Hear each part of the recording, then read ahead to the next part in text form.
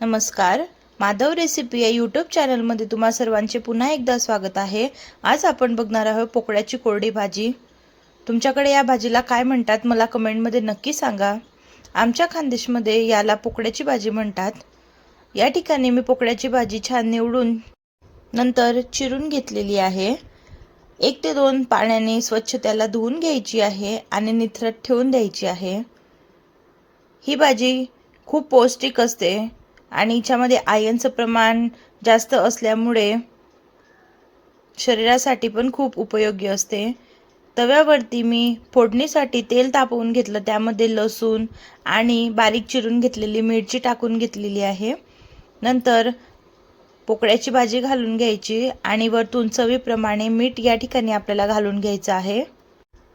अलगदपणे आपल्याला सर्व भाजी मिक्स करून घ्यायची आहे।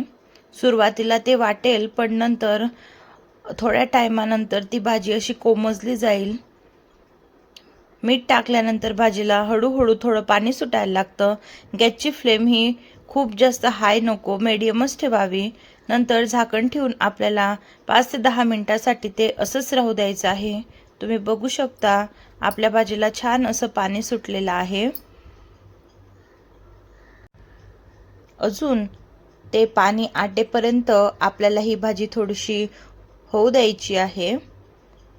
आधी सुरुवातीला आपल्याला ही भाजी वाटत होती आणि आता कोमजली गेली आहे पूर्ण।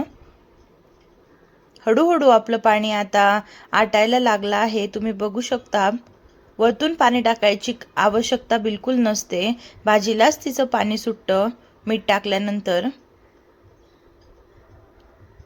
नंतर एखादी दांडी घेऊन हातावरती ती शिजली का बघून घ्यायचं आहे आपल्याला।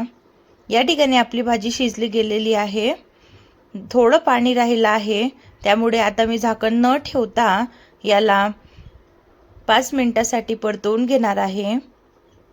थोडा गॅसची फ्लेम मी हाय केलेली आहे, जेणेकरून आपलं पाणी लवकर आटलं जाईल आणि 1-5 मिनिटांसाठी परतवून घ्यायचं आहे। मस्तपैकी आपली पोकळ्याची कोरडी भाजी तयार झालेली आहे। तुम्ही बघू शकता चवीला खूप छान लागते, एकदा नक्की करून बघा। मी पुन्हा एकदा तुम्हाला दाखवते, आपली दांडी पण छानपैकी शिजली गेलेली आहे। भाजी घेताना मी कोरडी भाजी घेतली होती, त्यामुळे ती लगेच तयार झाली। तयार आहे या ठिकाणी आपली पोकळ्याची कोरडी भाजी, चवीला अप्रतिम लागते। एकदा नक्की बनवून बघा आणि कमेंटमध्ये नक्की सांगा तुमच्याकडे या भाजीला काय म्हणतात। तर भेटूया परत अशाच नवीन रेसिपी सोबत। बाय।